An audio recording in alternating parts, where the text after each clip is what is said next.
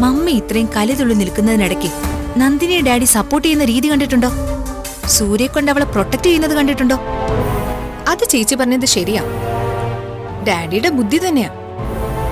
നിയമപ്രകാരം നന്ദിനി സൂര്യയുടെ ഭാര്യയായി കഴിഞ്ഞ നമ്മുടെ സമ്പത്തിലൊരു ഭാഗം അവൾക്കായി കൊടുക്കാൻ ഡാഡി തീരുമാനിച്ചാലോ? അതെങ്ങനെ പറ്റും? വേറെ എന്ത് കാര്യങ്ങളും മമ്മി അറിയാതെ നടന്നാലും ഇത് നടക്കില്ല. നോർമൽ കേസിലും നടക്കില്ല.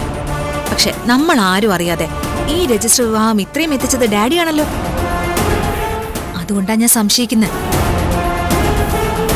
ഇന്ദ്രജയ്ക്ക് ഒരു സംശയം തോന്നിയ അത് മിക്കവാറും സത്യമായിരിക്കും. കള്ളത്തരം കണ്ടുപിടിക്കാൻ ഇന്ദ്രജയെ കഴിഞ്ഞിട്ടല്ലേ ബാക്കി ആരുള്ളൂ. കള്ളന്മാർക്കല്ലേ വേറെ കള്ളന്മാരെ തിരിച്ചറിയാൻ പറ്റൂ.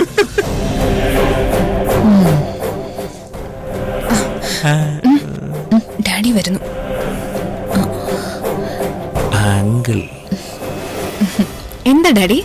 അഡ്വക്കേറ്റ് ഇപ്പൊ വിളിച്ചിരുന്നു. നാളെ രാവിലെയാ സൂര്യയുടെയും നന്ദിനിയുടെയും വിവാഹം രജിസ്റ്റർ ചെയ്യണ്ടോ? നാളെയോ?